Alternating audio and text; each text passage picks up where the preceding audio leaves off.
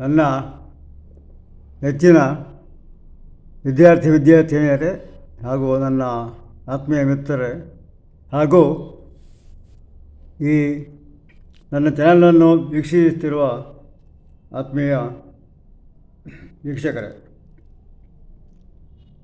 ಇದು ಶಬ್ದಭಂಡಾರದ ತುಣುಕುಗಳು ಭಾಗ 3 ಅಂದರೆ 3ನೇದು. ಇದು ಸಹ ಅಷ್ಟೇ, ಒಂದಕ್ಕೊಂದು ಹೊಂದಿಕೆಯಾಗುವಂತಹ ಅಥವಾ ಅದೇ ಅರ್ಥ ಬರುವ ಕೆಲವೊಂದು ಶಬ್ದಗಳಲ್ಲಿ ಇದನ್ನು ನಮೂದಿಸಲಾಗಿದೆ. ತುಣುಕುಗಳು ಅಂತ ಹೇಳಿದರೆ ನಿಜವಾಗಿ ಸಣ್ಣ ಸಣ್ಣ ಭಾಗಗಳು ಅಥವಾ ಸಣ್ಣ ಸಣ್ಣ ತುಂಡುಗಳು ಎಂದು ಅರ್ಥ ಸಹ ಬರ್ತದೆ. ಅಂದರೆ ಇದರಲ್ಲಿ ಶಬ್ದ ಭಂಡಾರದಲ್ಲಿ ತುಣುಕುಗಳು ಅಂದರೆ ಇದರಲ್ಲಿ ನಾವು ಸಣ್ಣ ಸಣ್ಣ ಭಾಗಗಳಾಗಿ ನಾವು ಇದನ್ನು ತಗೊಂಡಿದ್ದೇವೆ. ಅದನ್ನು ಇಲ್ಲಿ ಪ್ರಸ್ತುತಪಡಿಸ್ತಾ ಇದ್ದೇನೆ. ಈಗ ಇದು ಭಾಗ 3. ಒಂದು, ನಶಿಸಿರುವ ಕಾಡು. ಅದಕ್ಕೆ ಗೀಜಗನ ಗೂಡು ಅಂತ ಬರೆದಿದೆ. ವಿಶ್ವಾಸಘಾತಕರು, ವಚನಭ್ರಷ್ಟರು, ಪಾರದರ್ಶಕತೆ, ಭವಿಷ್ಯದ ಚಿಂತೆ, ಗೊಂದಲದ ಗೂಡು, ಕಲ್ಮಶ, ಕೊಳೆ, ಸುಡುವುದು, ದಟ್ಟವಾದ ದೊಡ್ಡ ಕಾಡು, ಮಾರಾಟದ ಮಳಿಗೆ, ಅನಗತ್ಯ ಸುಲಿಗೆ. ನಾವು ಇಲ್ಲಿ ಎಲ್ಲ ಕಡೆ ನಾವು ಕೇಳ್ತಾ ಇದ್ದೇವೆ, ಅನಗತ್ಯವಾದ ಸುಲಿಗೆ ಆಗ್ತಾ ಇದೆ ಎಲ್ಲ ಕಡೆಗಳಲ್ಲಿ. ಅದಕ್ಕೆ ಅನಗತ್ಯ ಸುಲಿಗೆ ಅಂತ ಬರೆದಿದ್ದಾರೆ. ಮಾನವ ಸರಪಳಿ, ಜಟಿಲವಾದ ಸುರುಳಿ. ಜಟಿಲ ಅಂತ ಹೇಳಿದರೆ ನಮಗೆ ಕಾಂಪ್ಲಿಕೇಟೆಡ್ ಅಂದರೆ ಕಷ್ಟಕರವಾದಂಥ ಸುರುಳಿಯಲ್ಲಿ ನಾವು ಇದ್ದೇವೆ ಎಂಬ ಅರ್ಥ ಬರ್ತದೆ. ಸೊ ನೆಕ್ಸ್ಟು, ಸಹನೆಯ ಕಳಕಳಿ, ಅಗತ್ಯದ ಹಿಡಿವಳಿ. ಸಹನೆ ಅಂತೇಳಿ ನಾವು ತಡೆದುಕೊಳ್ಳುವಂಥ ಒಂದು ಶಕ್ತಿ, ಸಹನೆ ಅಂತ ಹೇಳ್ತೇವೆ. ಕಳಕಳಿಯಾದ ಅದನ್ನು ಸಹನೆಯಿಂದ ಅದನ್ನು ನಾವು ಹುಟ್ಟುಹಾಕ್ತೇವೆ. ಇನ್ನೊಂದು ಹಿಡುವಳಿ. ಹಿಡುವಳಿ ಅಂತ ಹೇಳಿದರೆ ಅಗತ್ಯದ ಹಿಡುವಳಿ. ಇಲ್ಲಿ ಯಾವ ಬೇರೆ ಬೇರೆ ಇಲ್ಲಿ ರೈತರು ಮಾಡುವಂತಹ ಕೃಷಿಗೆ ಅದನ್ನು ನಾವು ಹಿಡುವಳಿ ಅಂತ ಹೇಳ್ತೇವೆ. ಸ್ವಲ್ಪ ಅಗತ್ಯದ ಹಿಡುವಳಿ ಮಾಡೋದು ಅಂತ ಹೇಳ್ತೇವೆ. ಸೊ ಬದಲಾಗದ ನಿರ್ಧಾರ, ಅಗತ್ಯ ಅನಗತ್ಯ ಕಾಟಾಚಾರ, ಆಡಬಾರದ ಆಟ ಇದು ಒಂದು ಚಟ, ಅನಗತ್ಯ ಆರ್ಭಟ, ಸಮಾರಂಭದ ಊಟ. ಅಂದರೆ ಅನಾವಶ್ಯಕವಾಗಿ ಮಾತಾಡಿ ಸುಮ್ಮನೆ ಅಲ್ಲಿ ಗುಲ್ಲೆಬ್ಬಿಸುವುದು, ಗಲಾಟೆ ಆಗ್ತದೆ ಒಮ್ಮೊಮ್ಮೆ. ಇದರ ಮಧ್ಯ ಬೇಡದ ಕಾಟ, ಭೂತಕಾಲದ ಪಯಣ, ಕಷ್ಟದಾಯಕ ಕಠಿಣ, ಗತಕಾಲದ ವೈಭವ,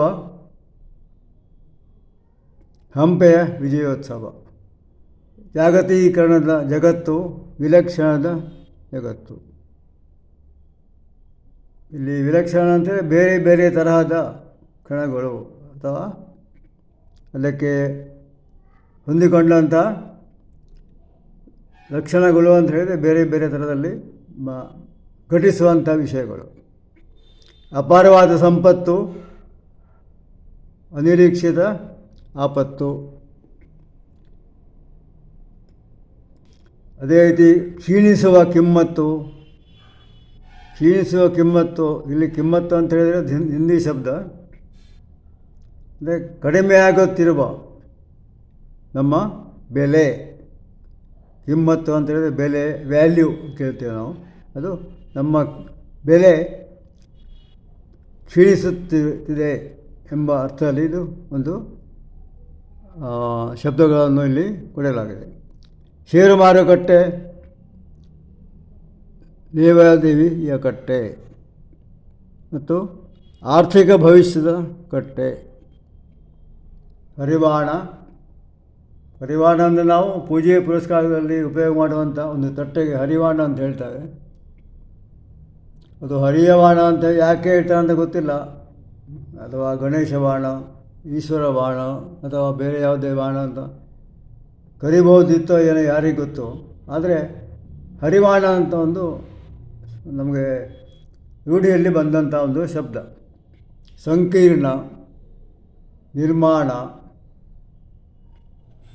ಪ್ರಕರಣ, ದಿವ್ಯದೃಷ್ಟಿ, ವಕ್ರದೃಷ್ಟಿ, ಕಾಶೀಪತಿ, ಕಿತಾಪತಿ, ಕಿತಾಪತಿ ಅಧೋಗತಿ, ಉಪಚಾರ ಅಪಚಾರ, ನೀರಾವರಿ ತರಾವರಿ, ಅಪಮಾನ ಅವಮಾನ, ಉಪವಾಸ ಉಪನ್ಯಾಸ. ಸೊ ಈ ಅರ್ಥಗಳೆಲ್ಲ ನಮಗೆ ಗೊತ್ತೇ ಇದೆ. ಇದರಲ್ಲಿ ಯಾವುದು ಕಾಂಪ್ಲಿಕೇಟೆಡ್ ಯಾವುದೂ ಇಲ್ಲ ಇಲ್ಲಿ, ಅಂದರೆ ಜಟಿಲವಾದಂಥ ಕಷ್ಟವಾದಂಥ ಶಬ್ದಗಳು ಯಾವುದಿಲ್ಲ. ಇದರಲ್ಲಿ ಕೆಳಗೆ ಒಂದು ಗಾದೆಯನ್ನು ಕೊಡಲಾಗಿದೆ. ಇದರಲ್ಲಿ ಸೊ ಗಾದೆಗಳು ಅಂದರೆ ಯಾವ ಹುತ್ತದಲ್ಲಿ ಯಾವ ಹಾವು ಇರುತ್ತದೆಯೋ ಯಾರಿಗೆ ಗೊತ್ತು.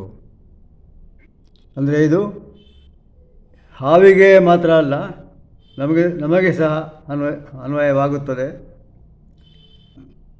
ಯಾವ ರೀತಿಯಲ್ಲಿ ಜನರು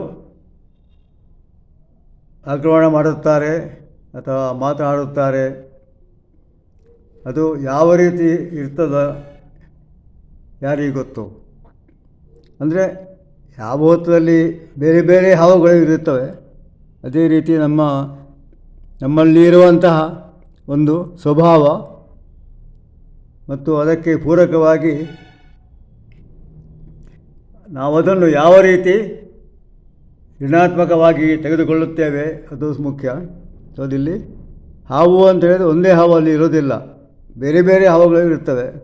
ಉದಾಹರಣೆಗೆ ನಾಗರಹಾವು, ಕಾಳಿಂಗ ಸರ್ಪ ಅಥವಾ ಕೇರೆ ಹಾವು ಅಥವಾ ಕಟ್ಟ ಹಾವು ಅಂತ ಹೇಳ್ತಾರೆ.